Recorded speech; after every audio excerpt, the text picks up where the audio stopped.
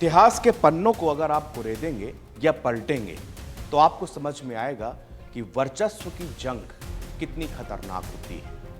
वो चाहे युद्ध हो, वो चाहे ट्रेड वॉर हो या कुछ और, वर्चस्व की जंग इंसानों को, मुल्कों को तबाह करने के लिए काफी होती है। और यही वर्चस्व है आज चाइना और अमेरिका के बीच में। सिंपल भाषा में अगर मैं बगैर बिजनेस और इकोनॉमिक्स को हटा दूं, एक बहुत सिंपल, सादा, सरल भाषा में कहूं तो ट्रंप कभी बर्दाश्त नहीं कर पा रहे हैं कि चीन इतना प्रभावशाली कैसे हो गया। भारत और चीन के बीच मतभेद हजार हैं। चीन एक ऐसा देश है जो कभी अपनी बात पर नहीं टिकता है, इसके तमाम उदाहरण हैं। लेकिन इस बात में भी कोई दो राय नहीं है कि उन्होंने अपनी मैन्युफैक्चर, अपनी बिजनेस को, अपने इकोनॉमी को इतना व्यवस्थित किया हुआ है कि आज अमेरिका भी उससे घबरा रहा है। आज अमेरिका भी परेशान है क्योंकि अमेरिका ने 140 से 145% टैरिफ लगाने के बाद भी चीन झुकने को तैयार नहीं है। वो कह रहा, साहब मैं तुमको फोन नहीं करूंगा, जरूरत है तो आप मुझे फोन करिए। उधर ट्रंप एक जिद्दी इंसान, जैसे एक बच्चा घर में किंडर जॉय के लिए जिद करता है ना, उसी तरह वो जिद पर अड़े हैं। वो कह रहे हैं और बार बार फोन भी देख रहे हैं कि शी जिनपिंग के कार्यालय से कब फोन बजेगा और कब दोनों के बीच में नेगोशिएशन स्टार्ट होगी। नमस्कार, मेरा नाम विनीत त्रिपाठी है और आप नवभारत टाइम्स देख रहे हैं। डोनाल्ड ट्रंप ने 10 अप्रैल 2025 को अमेरिका चीन ट्रेड वॉर में एक नई और धमाकेदार चाल चलते हुए चीनी आयात पर 145% टैरिफ लगाने का अनाउंसमेंट कर दिया। यह सिर्फ एक आर्थिक फैसला नहीं है, बल्कि एक स्ट्रेटेजिक झटका है, एक राजनीतिक स्टंट है और शायद एक जियो पॉलिटिकल जुआ भी है। ट्रंप का टैरिफ वार सिर्फ बिजनेस में या व्यापार में संतुलन बनाने के लिए नहीं है, बल्कि चीन को एहसास करवाने के लिए भी है कि कद में वो भी अभी भी अमेरिका से छोटा है। लेकिन जनाब, चीन तो ये मानने के लिए तैयार ही नहीं है। चीन अड़ गया है। व्हाइट हाउस ने कहा कि दुनिया के ज्यादातर देश टैरिफ पर बात करने के लिए उससे संपर्क में है, लेकिन एक देश जिसका फोन अभी तक व्हाइट हाउस में नहीं बजा वो है चीन। ड्रैगन शांत चेहरे से आक्रोश की आग उगल रहा है। चीन ने अमेरिकी टैरिफ के जवाब में 84% टैरिफ लगाने का घोषणा की है और WTO यानी कि विश्व व्यापार संगठन में इसकी शिकायत भी दर्ज कराई है। इसके अलावा चीन का चाबुक हॉलीवुड की फिल्मों पर भी चला है। इसके अलावा बीजिंग ने संकेत दिया है कि वो इस व्यापार युद्ध के लिए पूरी तरह से रेडी है और आवश्यक कदम उठाएगा। हालांकि चीन ने अभी तक अपनी प्रतिक्रिया को बहुत लिमिटेड में रखा है, जिससे यह संकेत मिलता है कि वो बातचीत के लिए दरवाजा खुला रखना चाहता है, लेकिन शर्त कम से कम डोनाल्ड ट्रंप की नहीं होगी। यानी दुनिया की दो आर्थिक महाशक्तियों के बीच में एक अभूतपूर्व व्यापार युद्ध तेजी से आकार ले रहा है और दोनों देश एक दूसरे के झुकने का इंतजार कर रहे हैं। व्हाइट हाउस के दो सीनियर अधिकारियों के हवाले से CNN ने बताया है कि अमेरिका पहले चीन से कांटेक्ट नहीं करेगा।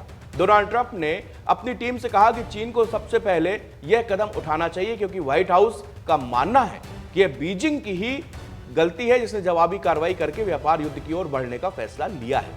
अब बीजिंग को ट्रंप प्रशासन का सख्त रुख लगभग 2 महीने पहले ही बता दिया गया था, जिसमें ट्रंप की टीम ने चीनी अधिकारियों से साफ साफ कहा था कि राष्ट्रपति शी जिनपिंग को ट्रंप के साथ बातचीत का अनुरोध करना चाहिए।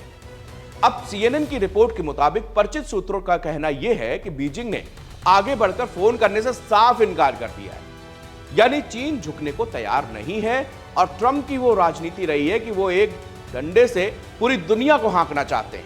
वो चीन के सामने चल नहीं पा रही।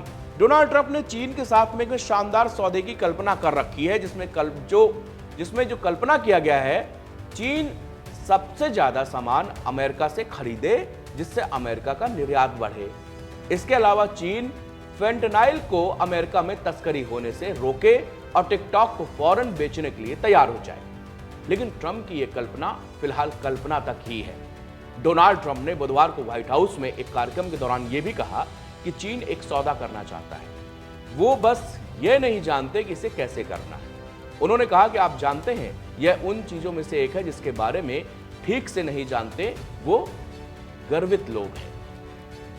अमेरिका और चीन में अब अहंकार की लड़ाई चल रही है। जो झुकेगा वो नंबर 2 कहलाएगा, जो टिका रहेगा वो अभी भी सुपर पावर कहलाएगा। दोनों देश इसे जानते हैं कि अमेरिका भी जान गया है कि उसकी सत्ता को चुनौती दे दी गई है। CNN के मुताबिक महीनों से अमेरिका और चीन के नेता एक दूसरे से बात नहीं कर रहे, जिसमें दोनों देशों के संबंधों में खटास आ रही है।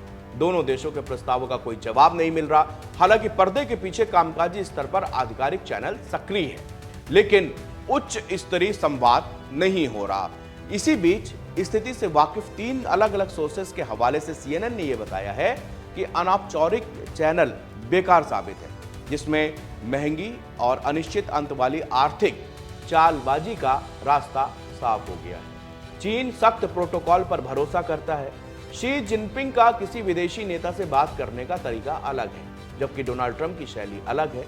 लिहाजा शी जिनपिंग को टेलीफोन पर बात करने के लिए तैयार करना चीनी अधिकारियों के लिए भी बहुत मुश्किल भरा काम है। कुछ मौजूदा और पूर्व अधिकारियों का यह भी कहना है कि शी जिनपिंग को ट्रंप से फोन बात करने के लिए, फोन पर कांटेक्ट करने के लिए मनाना यह बहुत पेचीदा काम है और ये हर किसी के बस की बात है नहीं। CNN के मुताबिक चीन के कुछ अधिकारी एक बैक चैनल स्थापित करने की कोशिश कर रहे हैं, जैसा कि उसने राष्ट्रपति जो बाइडेन के राष्ट्रीय सुरक्षा सलाहकार जैक सुलिवन के साथ किया था, लेकिन ट्रंप प्रशासन के साथ ये कोशिशें नाकाम रही हैं। अधिकारियों के मुताबिक अमेरिका की आपत्ति यह है कि ट्रंप प्रशासन ने चीन के विदेश मंत्री वांग यी को वार्ताकार के रूप में नियुक्त करने पर आपत्ति जताई है और यह संकेत दिया कि चीनी विदेश मंत्री वांग यी राष्ट्रपति शी जिनपिंग के करीबी लोगों के काफी करीब नहीं है और उन पर भरोसा नहीं किया जा सकता है। अब ये बात यहां तक आ चुकी है कि जिनपिंग और ये जो ट्रंप के बीच की ये लड़ाई है, ये कहां तक जाएगी। आपको बता दूं कि एक दिन पहले हमने एक टॉप लेवल की इकोनॉमिस्ट से बात की थी, जिनका नाम था मिताली निकोरे। उनसे बातचीत करने में करीब 1 घंटा तक हमने उनके साथ पॉडकास्ट किया और ये जानने की कोशिश की, और वो छोटे छोटे सवाल कि आखिरकार इसका इंपैक्ट हमारे ऊपर क्या पड़ सकता है, क्योंकि ट्रंप बार बार बंदर घुड़की पूरे देशों को दे रहे हैं, उसमें भारत भी है। एक तरफ भारत को आप महान बताते हो, महान दोस्त बना दो, एक तरफ आप पीएम मोदी की तारीफें करते हो, दूसरी तरफ एक से बढ़कर एक आप पाबंदियां लगाते जा रहे हो, टैरिफ इंपोज करते जा रहे हो। हालांकि अब जो है 90 दिनों के लिए भारत को समेत दुनिया के तमाम 70 से 75 देशों को राहत मिल गई है। चीन उसमें भी नहीं है, चीन के पास जो टैरिफ है वो बरकरार है। लेकिन उन्होंने बताया कि ये जो ट्रंप हैं वो ऐसे जिद्दी स्वभाव के नेता बन चुके हैं, या ये बताना चाहते हैं कि मैं ऐसा ही हूं, क्योंकि उन्होंने कहा कि आप पिछले जब राष्ट्रपति चुनाव का इलेक्शन था उस तरफ जाइए, एक बार देखिए कि जो इनकी कैंपेनिंग थी, जो इनकी चुनाव रैलियां थी, उसमें क्या कहते थे, उसमें वो यही भाषा बोलते थे जो अब वो कर रहे हैं। तो इस पे अमेरिकी लोगों ने उनको इसी भाषा में वोट किया है। अब आपको उस चीज को समझना होगा कि वहां की जनता ने अगर उनको वोट किया है, वो लगातार कहते रहे अप्रवासियों वाला मुद्दा हर रैली में चिल्लाते, उन्होंने अप्रवासियों के लिए एक सख्त रुख अपनाया। उन्होंने कहा कि हम जो है टैरिफ लगाएंगे, क्योंकि अमेरिका से बहुत सारे देश ज्यादा पैसा वसूल रहे हैं, अब वो भी कर रहे हैं। उनका एक सिंपल लॉजिक ये है कि किसी भी तरह मेक अमेरिका ग्रेट अगेन का नारा को सार्थक करे, लेकिन वो कैसे? क्या टैरिफ लगा देने से अमेरिका का व्यापारिक जो घाटा है वो पूरा हो जाएगा? ऐसा कहीं नहीं है। इसके अलावा उन्होंने जो बात बताई, उन्होंने कहा कि आप ये देखिए कि अमेरिका में किस किस चीज की मैन्युफैक्चरिंग होती है। अमेरिका सबसे ज्यादा चीजें आयात करने वाला देश है।